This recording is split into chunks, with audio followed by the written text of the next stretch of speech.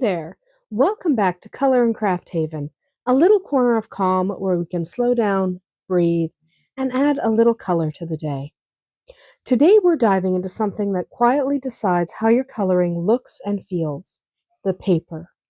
If you've ever wondered why your pencils look buttery on one page and scratchy on another, or why your markers bleed through on some books but on not others, then this is the video that makes it all click. Let's start with what paper actually is. Most coloring paper is made from plant fibers that have been pulped, pressed, and dried into sheets. Those fibers can be different lengths and qualities, and the sheet can be treated in different ways. All of that changes how color sits on the surface, how it blends, and how durable your final page will be. You'll hear a few core terms over and over: weight, surface, sizing, opacity, and whiteness. Think of weight as the paper's sturdiness, surface as the texture your tool actually touches, sizing as a kind of invisible jacket that controls absorbency, opacity as how much shows through the back, and whiteness as the color of the paper itself. I'm going to translate each one into real-world results so you know exactly what to buy for your favorite mediums. Let's talk weight first. In North America, you'll often see pounds.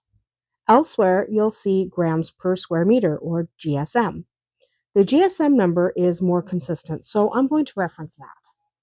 Typical printer paper is around 75 to 90 GSM.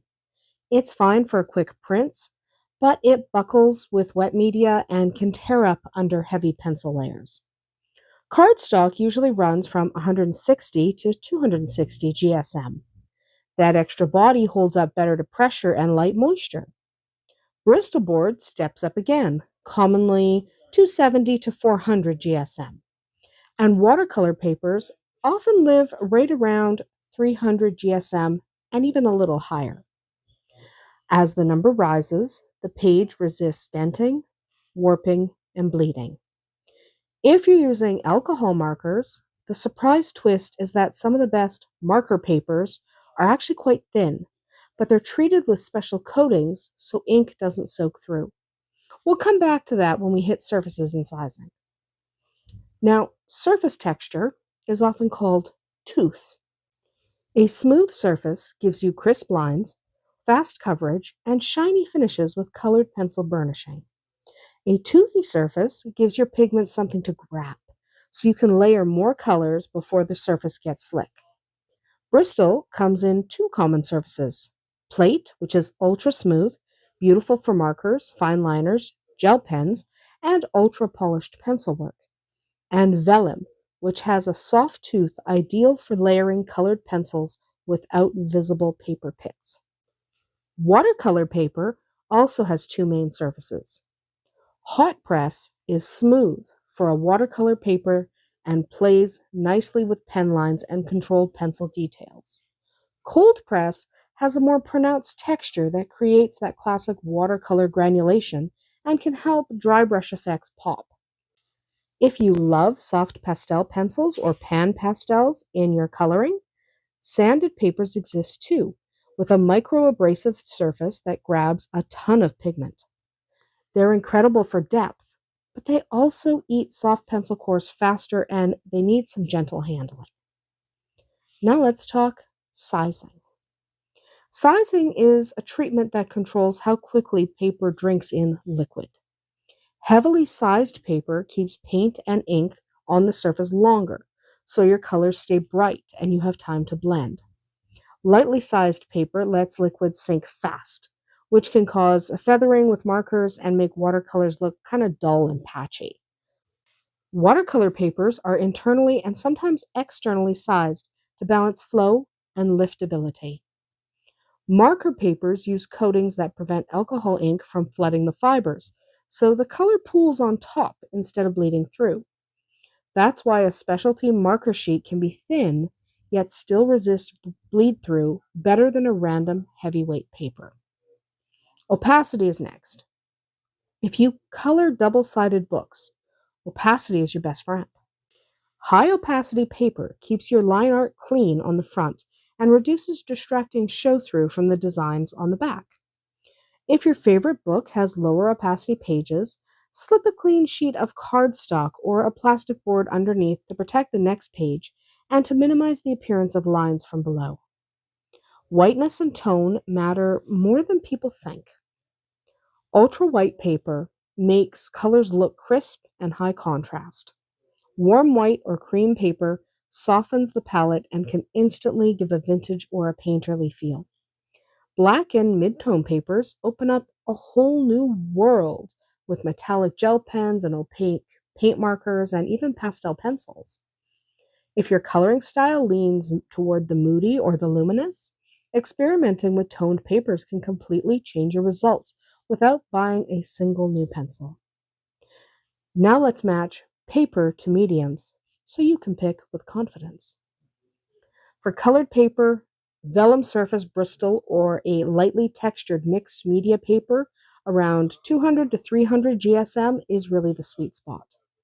You'll build layers without fighting the page, and the sheet won't buckle if you add a light watercolor pencil wash. If your style is all about smooth, waxy burnish and razor sharp details, try plate finish Bristol. Your blends will look glassy and your line art will stay crisp, but you'll have fewer layers before the surface seals, so plan your gradients earlier. For alcohol markers, look for dedicated marker paper. It's engineered to keep ink on the surface so colors stay bright and blends stay controlled. You'll notice smoother transitions and far less feathering along your line art. If you prefer cardstock for the extra heft, choose a very smooth, tightly sized sheet, around 160 to 200 GSM, and always test for bleed. With double-sided books, place a blotter sheet behind your page, especially near heavy shadows and saturated areas, just in case. For water-based markers, brush pens, and watercolor pencils that you actually activate with water, use mixed media paper or hot press watercolor paper. Mixed media paper gives you a flexible middle ground, smooth enough for pen lines and pencil details, tough enough for a light water blend. Hot press watercolor paper resists piling and keeps edges sharper than cold press, so your stamped or printed line art stays clean. If you love big water washes and blooming effects, cold press is beautiful. Just remember that fine pen lines can look a little soft on that texture. For gel pens and paint markers, a smoother surface helps the ink lay down evenly. Plate finish Bristol, marker paper, or smooth cardstock will reduce skipping and let metallics shine. Let each layer dry fully before adding more to avoid ridges or smearing. Now let's talk specialty options that can level up your creativity. Synthetic papers like Yupo are waterproof and ultra smooth. Alcohol inks float and blossom on top for dynamic effects, but they're slippery for colored pencil and can take a lot longer to dry. Vellum, the translucent kind, is fun for layered effects and backlighting, but it warps with water and shows every adhesive mark, so use it for overlays and light touches. Toned tan and gray papers are fantastic with white pencils and gel pens for highlights. Your midtones are already there, so shadows and lights leap off the page. Now, a few words about quality and longevity. Acid-free is a good sign if you want your work to last. Acidic papers yellow and become brittle over time. Buffered papers, which contain a small amount of alkaline material, help resist environmental acids. Cotton or rag papers are really the gold standard for archival watercolor and mixed media.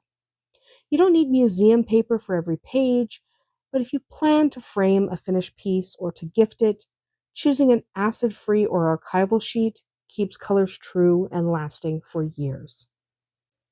Let's quickly decode common paper families you'll see while shopping.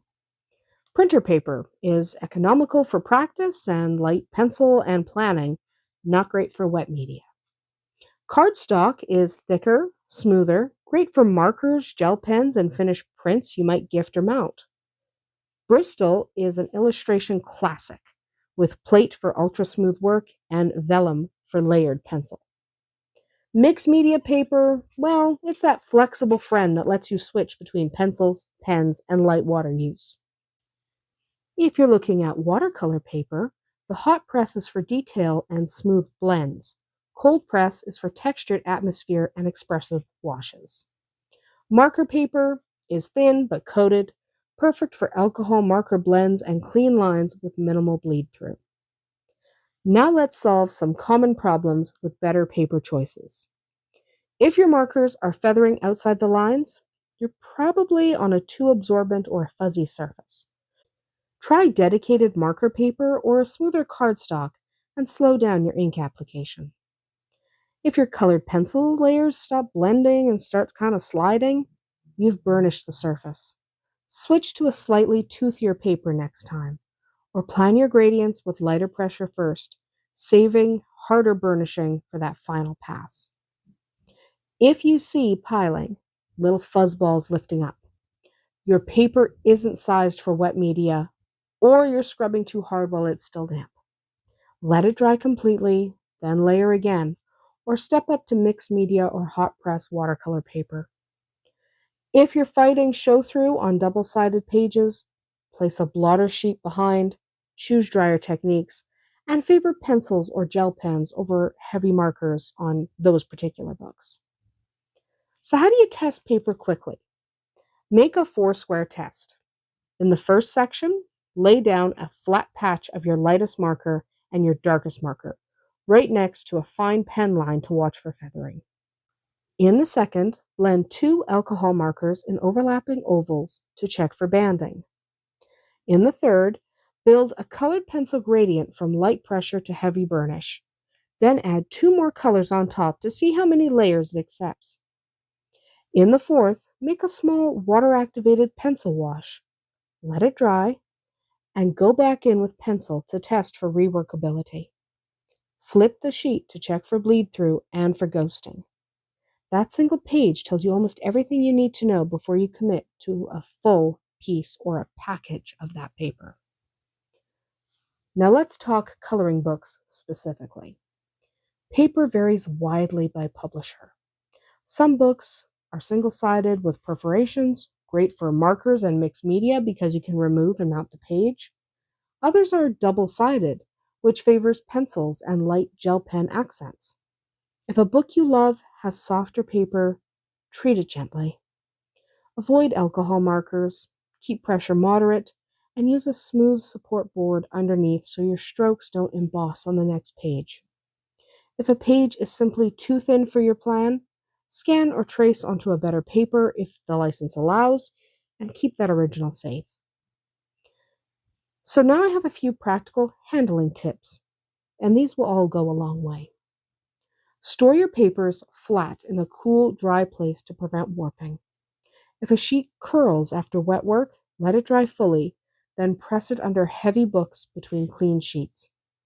When taping watercolor or mixed media edges, use low-tack tape and remove it slowly at a shallow angle to avoid tearing your surface. If you're framing a piece, consider a spray fixative, just for the pencil or paste to reduce smudging. Use it lightly and with good ventilation. It can stink a bit. For albums or portfolios, interweave finished work with clean printer paper or tissue paper just to protect from color transfer. If you're building a small, smart paper stash, start with 3 workhorses: a smooth marker paper for alcohol markers and crisp gel pen details, a vellum surface Bristol or toothy mixed media paper for layered colored pencil, and a hot press watercolor paper for any project that might involve water activation or mixed techniques. With these 3, you can do 90% of the styles you see on this channel and every channel without fighting your materials. And finally, give yourself permission to experiment. Paper is not just a background. It's an active medium that collaborates with your tools. The same pencil set on 2 different papers can look like 2 entirely different brands. The same marker blend can be buttery or streaky depending on the coating beneath it. When you find a sheet that makes your colors sing, write the name in the margin, keep a swatch, and stick with it. That's it for today's peaceful coloring time. Let me know in the comments which paper you prefer. Take care, stay creative, and I'll see you in the next one.